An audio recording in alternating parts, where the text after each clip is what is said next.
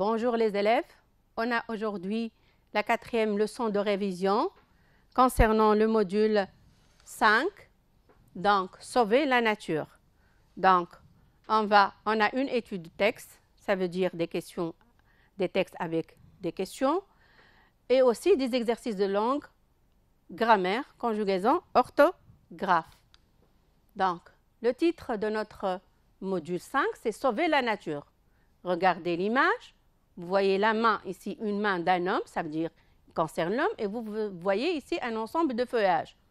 Donc l'homme et la nature ne font qu'un. Protéger la nature, c'est préserver l'avenir de l'homme. Ça veut dire qu'on doit sauvegarder la nature pour protéger l'avenir de l'homme. Bien. Rappel maintenant du thème. Regardez.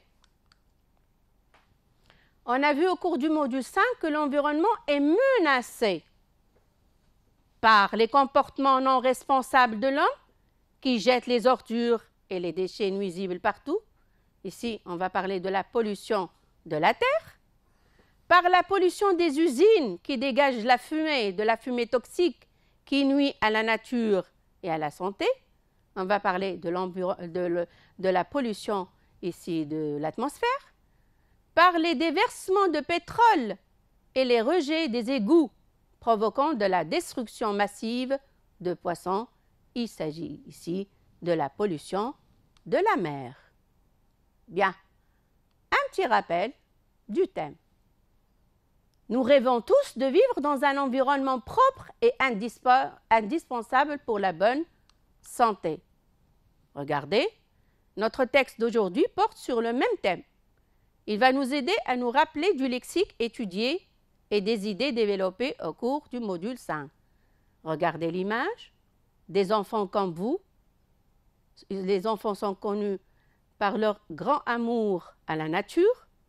Donc, dans la deuxième image, il est en train d'arroser une fleur. Que veut dire tout ça? Que nous rêvons de vivre dans un milieu sain et propre. On a ici, pour l'examen, pour la feuille de l'examen, mes chers élèves, vous avez le texte. On va parler dans notre texte d'une marée noire qui s'est produite dans la région de la Bretagne. Voilà la carte de la France. Ce qui est en rouge, c'est la Bretagne. C'est une région située à l'extrême ouest de la France. Cette région s'ouvre sur la Manche et sur l'Atlantique. C'est pour ça qu'on dit que c'est une région côtière, comme chez nous, Bizerte, Sousse, Monastir, Nabeul. Par contre, Djerba est une île, c'est une terre entourée de 4 côtés par la mer. Aussi, les îles de Kerkena, on a aussi d'autres îles comme Zembra et Zembreta. Donc, vous avez ici des questions de compréhension. Aussi, vous avez des exercices de langue, de conjugaison et finalement, vous avez la production écrite. On va commencer maintenant l'exploitation de notre texte « Une marée noire ». Regardez, laquelle de ces images représente la marée noire d'après vous? Est-ce que la première image, donc on a vu non? La deuxième image, oui, c'est une marée noire. Et la troisième image, c'est une marée basse. Donc, voilà la question, la première question. Barre ce qui est faux. La catastrophe s'est produite dans la forêt, dans la mer ou dans une usine. On va lire ensemble le texte. La marée noire. Au large de la Bretagne, l'une des belles côtes de France, le pétrolier Erika vient de se briser en deux. Sa cargaison de fioul commence à se déverser dans l'océan qui est menacé par une marée noire. 20 000 tonnes de fioul touchent 4 km de côte.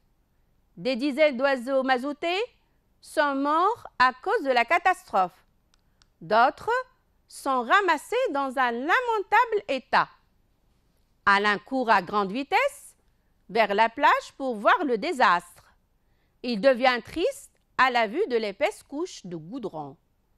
Tout à coup, le petit garçon aperçoit un petit corps noir battant maladroitement ses ailes. L'enfant s'approche doucement, mais l'oiseau a peur et s'éloigne vers les dunes de sable.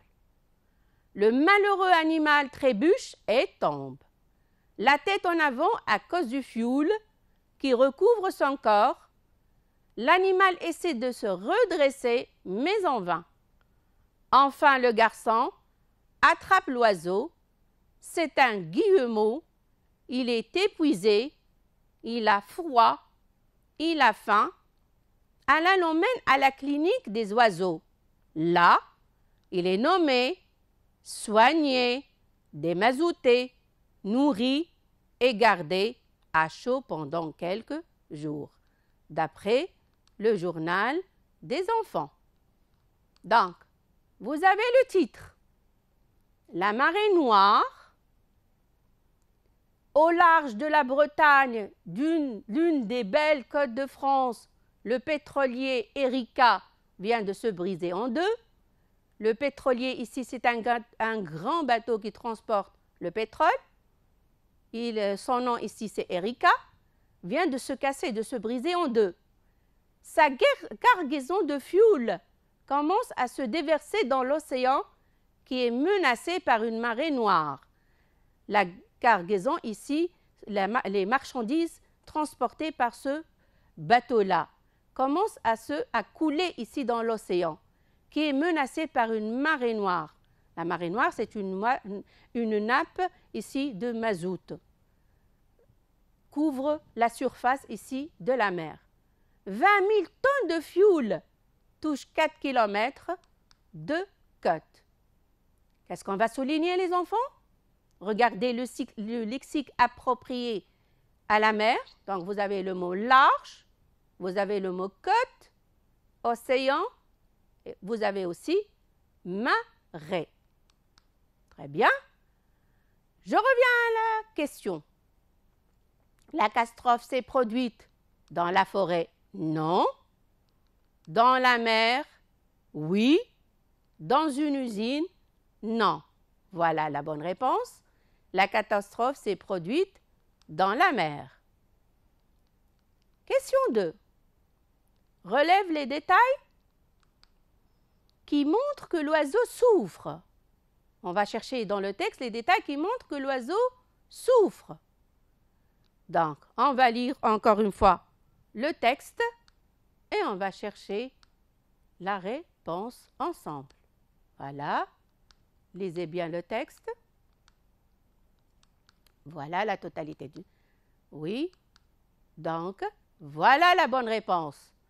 Un petit corps noir battant maladroitement ses ailes. Le malheureux animal trébuche et tombe, la tête en avant à cause du fioul qui recouvre son corps. L'animal essaie de se redresser, mais en vain. C'est un guillemot, il est épuisé, il a froid, il a faim. Guillemot ici, mes chers élèves, c'est un oiseau des mers. Il vient en janvier dans les falaises de la Bretagne pour faire son nid et aussi il pond seulement un seul œuf. Très bien, donc on a 1, 2, 3 détails. Donc, on va corriger maintenant ensemble. Les détails qui montrent que l'oiseau souffre, vous avez un petit corps noir battant maladroitement ses ailes, le malheureux animal trébuche et tombe, la tête en avant à cause du fioul qui recouvre son corps.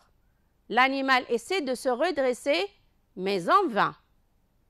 C'est un guillemot, il est épuisé, il a froid, il a faim. Je répète ici, vous avez les mots maladroitement, ça veut dire qu'il ne sait plus battre les ailes. Il est malheureux, il trébuche, il essaie de marcher, mais malheureusement, il tombe. Il est aussi épuisé, très fatigué, il a froid et aussi il a envie de manger. Passons au vocabulaire, mes chers élèves. Dans les synonymes des mots soulignés, l'oiseau est épuisé, il trébuche. Deuxième phrase, la situation est lamentable. Allez, on va chercher. L'oiseau est fatigué, je peux dire abattu. Il perd l'équilibre, je peux dire aussi il boite. La situation est lamentable, ça veut dire la situation est catastrophique. La situation ici dramatique. Ainsi de suite, vous avez le corpus chez vous dans votre carnet de mots. Vous pouvez le revoir. Très bien. Donc, on a aussi catastrophique ou désastreuse. Bien. Pour les synonymes, mes chers élèves, vous savez qu'un synonyme d'un mot est un autre mot qui a le même sens ou un sens voisin. Exemple, on peut dire bateau, navire, voilier, pétrolier, ainsi de suite. On va prendre comme exemple les synonymes de l'adjectif cantant. On peut dire satisfait, on peut dire heureux, ravi, comblé. Très bien. Donc, on a vu aussi que toujours, on doit respecter la même nature de mots. Si on a un verbe, on doit se donner le synonyme un verbe. S'il s'agit d'un nom, je dois mettre un nom. S'il s'agit d'un adjectif, on doit mettre un adjectif. Très bien. Passons maintenant à la quatrième question. Trouve dans le texte les antonymes des mots soulignés. Cette situation est un vrai bonheur. Deuxième phrase. Le coureur vient de s'écrouler avant le point d'arrivée. On va revenir au texte. On va relire encore une fois le texte et on va chercher ensemble la justification. Voilà. Premier mot, c'est désastre. Se redresser. Revenons pour corriger l'exercice. Cette situation est un vrai bonheur et le contraire ou l'antonyme du mot désastre. Je vais dire, cette situation est un vrai désastre. Deuxième phrase, le coureur vient de s'écrouler avant le point d'arrivée. Le coureur vient de se redresser avant le point d'arrivée. Donc, s'écrouler est l'antonyme de se redresser. Se mettre debout. Se redresser, ça veut dire se mettre debout. Voyons maintenant l'antonyme. L'antonyme ici est un autre mot de sens contraire. Pour trouver un antonyme d'un mot, on peut souvent lui ajouter un préfixe. Par exemple, mal, un, des, je peux ajouter aussi des, ainsi de suite. Par exemple, heureux, malheureux, connu, inconnu, gonflé, dégonflé. Vous avez ici dans le tableau des antonymes d'adjectifs. Beau est le contraire de laid, riche est le contraire de pauvre, poli est le contraire d'impoli, heureux, le contraire de malheureux, croissant est le contraire de croissant. Passons à la quatrième question. L'oiseau est bien sauvé. Qui a contribué à ce sauvetage? Donc, si l'oiseau a été bien sauvé, qui a contribué à ce sauvetage? Relève les détails qui justifient ta réponse du texte. Relisons encore une fois le texte. Voilà, on relit. Oui, puisque vous avez, mes chers élèves, lu plusieurs fois le texte, je suis sûre que vous avez trouvé la bonne réponse. L'enfant s'approche doucement. Enfin, le garçon attrape l'oiseau. Alain l'emmène à la clinique des oiseaux. Là, il est nommé, soigné, démazouté, nourri et gardé à chaud pendant quelques jours. Donc, on a la première phrase, 1, 2 et 3. Alain et les vétérinaires de la clinique des oiseaux ont contribué au sauvetage de l'oiseau. Ça veut dire Alain a sauvé et aussi les vétérinaires.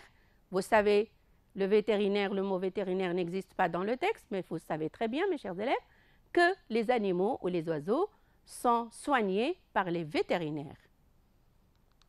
Très bien. L'enfant s'approche doucement. Enfin, le garçon attrape l'oiseau. Alain l'emmène à la clinique des oiseaux. Là, il est nommé, soigné, démazouté, nourri et gardé à chaud pendant quelques jours. Maintenant, l'oiseau est guéri. L'oiseau se porte bien. Que va faire Alain? Pour cette question-là, mes chers élèves, c'est à vous de produire la réponse. Très bien. À titre d'exemple, on peut dire Alain va probablement libérer l'oiseau et le remettre dans son milieu naturel au bord de la mer. Ici, il a libéré l'oiseau, il va s'envoler haut dans le ciel pour revenir dans son milieu naturel. Ou je peux dire aussi, Alain va peut-être garder l'oiseau chez lui. Il va lui faire une cage et il va le garder chez lui. Passons maintenant à la grammaire. Donc, la consigne, souligne l'adjectif épithète et encadre l'adjectif attribut dans les phrases suivantes. Très bien.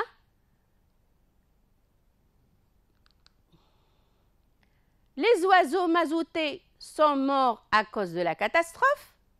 Ici, donc on a souligné mazouté et on a souligné encadré, mort. Lamentable, on l'a encadré. Triste, aussi on l'a encadré. Épaisse, on a souligné. Malheureux, ici on a souligné. Donc, on va maintenant les classer dans le tableau. Parce que la consigne nous demande de souligner les adjectifs épithètes et d'encadrer les adjectifs attributs. Une petite remarque, mes chers élèves, n'oubliez pas de respecter la consigne. Quand il nous demande de souligner, il faut souligner. Encadrer, encadrer, entourer, entourer, pour ne pas être sanctionné. Allez, dans le tableau, les adjectifs épithètes, on a mazouté. Adjectif attribut, on a mort. Donc, mazouté ici, l'adjectif est en rapport avec son nom, ici les oiseaux. C'est pour ça qu'on parle qu'il est épithète. Par contre, mort, il est précédé par un verbe d'état ici, qui est le verbe être. C'est pour ça qu'on l'a mis dans la colonne des adjectifs attributs. Pour lamentable aussi, c'est un adjectif attribut. Il est précédé par un verbe d'état, ici c'est le verbe être. Et vous savez très bien, les adjectifs qui se terminent au masculin par E, pour le féminin, ne changent pas. Triste aussi. Donc ici, vous avez triste. On a encadré triste. C'est un adjectif attribut. Il est précédé par un verbe d'état. Ici, on a le verbe devenir. Tout à l'heure, on a vu le verbe être. Maintenant, le verbe devenir. Épaisse, ici, c'est un adjectif épithète. De son nom, ici, couche. Le malheureux animal trébuche et tombe. Malheureux, ici, c'est un adjectif épithète. Très bien. Donc, avant de passer, je vais vous rappeler quelques verbes d'état. Exemple, le verbe être, paraître, devenir, sembler, avoir l'air, et il y a aussi d'autres verbes. Passons maintenant au retenant. L'adjectif qualificatif épithète. Lorsque l'adjectif qualificatif se rapporte directement à un nom, il fait partie du groupe nominal. Il est épithète. Exemple, Ognon est un petit village. Petit ici, adjectif qualificatif, épithète. Ici, le nom ici, c'est village, un village. L'adjectif qualificatif attribut du sujet. L'attribut du sujet exprime une qualité ou une manière d'être qui se rapporte au sujet. C'est pourquoi il se rattache à celui-ci par un verbe d'état. Exemple, être, paraître, demeurer, rester, sembler, avoir l'air, et ainsi de suite. Exemple, Pierre est heureux. Heureux, ici, c'est un adjectif épithète parce qu'il est précédé par le verbe être. L'attribut du sujet ne peut être supprimé. Il est essentiel à la phrase. Ça veut dire que je ne peux pas le supprimer. Selon sa nature, il s'accorde en genre et en nombre avec le sujet. Exemple, ces chaussures semblent petites pour toi. Donc, les chaussures, c'est un nom féminin au pluriel. Donc, j'ai ajouté ici le E de féminin et le S de pluriel. Réécris les phrases suivantes comme suit. Les oiseaux mazoutés sont morts à cause de la catastrophe. Cet état est lamentable. Il devient triste à la vue de l'épaisse couche de goudron. Le malheureux animal trébuche et tombe. On va changer le mot oiseau par les colombes. Les colombes, ici, ce sont des espèces d'oiseaux voisins des pigeons. Donc, qu'est-ce qu'on va écrire? Mazouté. Je vais ajouter le E de féminin et le S de pluriel. Sont mortes. J'ajoute le E de féminin et le S de pluriel. La phrase 2. Donc, on a déjà souligné les adjectifs mazouté et mort. Cet état est lamentable. Cette situation lamentable. Vous voyez que ça ne change pas parce que l'adjectif au féminin, quand il se termine par E, pour le nom masculin aussi, il se termine par E. Ça veut dire qu'il n'y a pas de changement. Ils deviennent tristes à la vue de l'épaisse couche de goudron. Elles deviennent tristes. Triste prend un S à la vue des épaisses couches. J'ajoute le S de pluriel à l'adjectif épaisse et aussi à son nom, ici couche. Le malheureux animal trébuche et tombe. Les malheureuses bêtes. On dit une bête. Donc, les bêtes, c'est un nom féminin pluriel. Donc, on va dire malheureuse.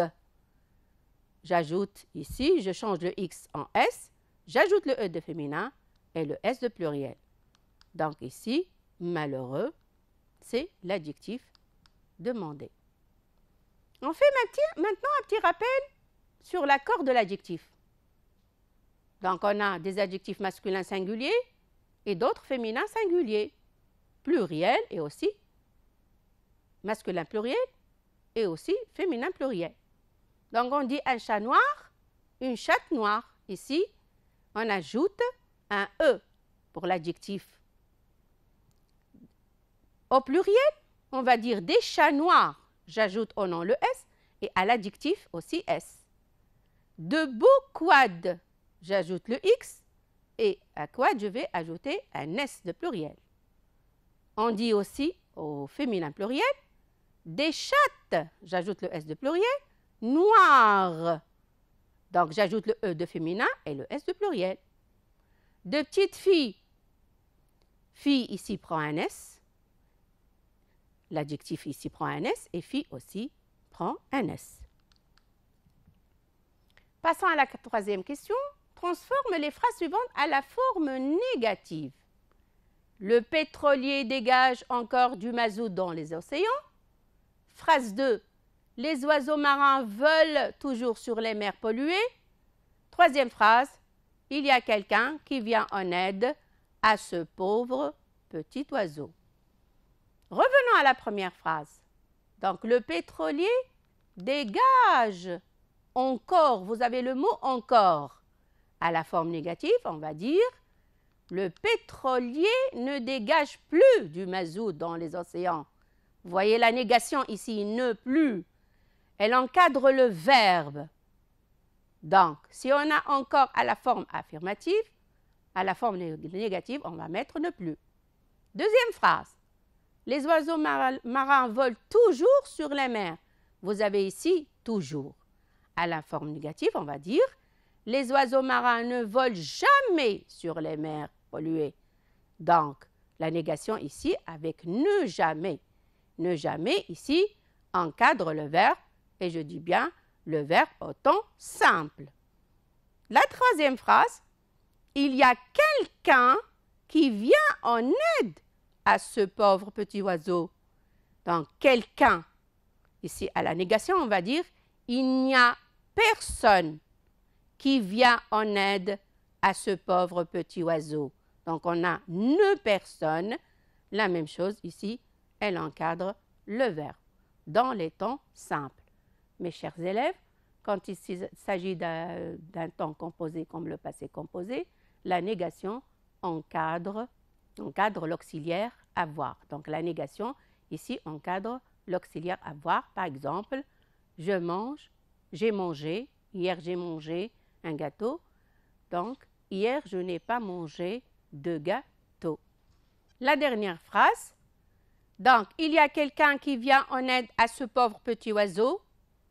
Je vais dire, il n'y a personne qui vient en aide à ce pauvre petit oiseau. Donc, quelqu'un, à la forme négative, on va dire ne personne. Donc, on a déjà parlé de ça. Encore ne plus, toujours ne jamais et quelqu'un, ne personne. Très bien. Je passe un petit rappel. Forme de phrase. On a la forme négative et la forme affirmative.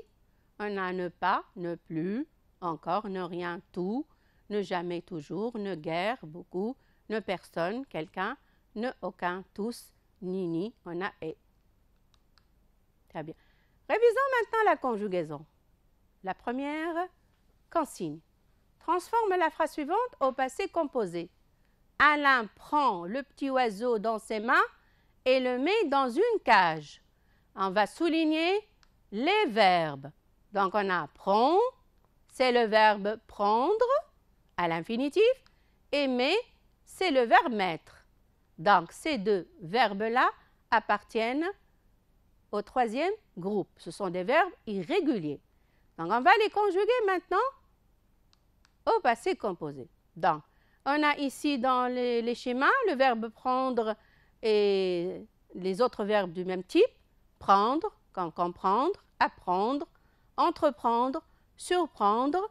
Vous voyez très bien et vous savez très bien que ces verbes-là se conjuguent comme le verbe prendre, mais aussi vous savez très bien qu'ils ont des sens différents. Deuxième verbe, mettre, soumettre, admettre, remettre, permettre. Vous voyez, ils forment ici des verbes de même type. Si je supprime le re dans remettre, je vais trouver le verbe mettre.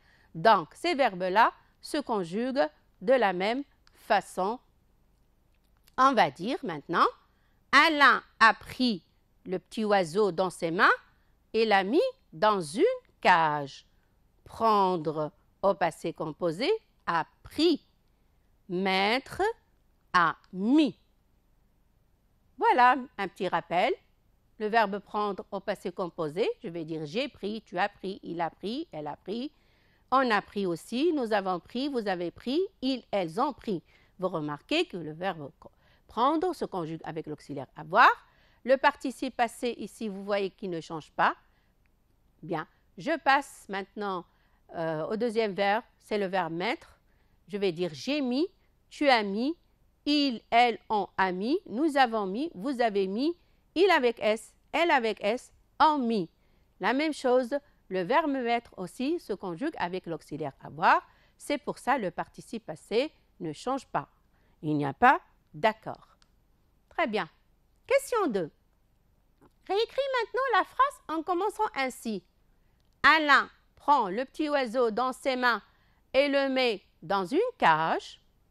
Donc, dans 2 jours, mon frère et moi. Dans 2 jours indique le futur. Mon frère et moi, c'est, je peux le remplacer par nous. Qu'est-ce qu'on va dire? D'abord, on va souligner le verbe prendre. Ici, prend, c'est le verbe prendre. Et mettre aussi, c'est, voilà, prendre et aussi mettre. Ce sont des verbes aussi de troisième groupe. Qu'est-ce qu'on va dire maintenant? Très bien, il faut faire attention. Dans 2 jours, mon frère et moi prendrons le petit oiseau dans nos mains et le mettrons dans une cage. Donc, il faut faire attention aussi au déterminant. C'est, elle devient nos. Très bien. Troisième question. Réécris cette phrase au futur en commençant ainsi. Les sauveurs finissent leur travail avant la nuit. Donc, le verbe, c'est finissent. À l'infinitif, c'est le verbe finir. L'heure aussi, c'est un déterminant possessif. Et on va voir comment on va écrire. Tu finiras ton travail avant la nuit. Avec la deuxième personne du singulier, on va dire finira. Très bien. On va prendre comme exemple le verbe finir et le verbe prendre au futur. Pour le verbe finir, qui est un verbe de deuxième groupe, je mets le verbe à l'infinitif et j'ajoute la terminaison du futur. Et je vais dire je finirai, tu finiras, il, elle, on finira, nous finirons, vous finirez et il avec S et elle avec S finiront. Donc, vous savez très bien que les verbes de premier et de deuxième groupe, ce sont des verbes réguliers. On va appliquer la règle ici. Je mets le verbe à l'infinitif et j'ajoute la terminaison du futur. Passons au verbe prendre. Prendre, c'est un verbe de troisième groupe. C'est un verbe irrégulier. Donc, ici, on va prendre le radical du verbe et on ajoute la terminaison du futur. Je vais dire, je prendrai, tu prendras, il prendra, nous prendrons, vous prendrez et ils prendront. Merci mes chers élèves, merci de votre attention et bonne chance pour l'examen.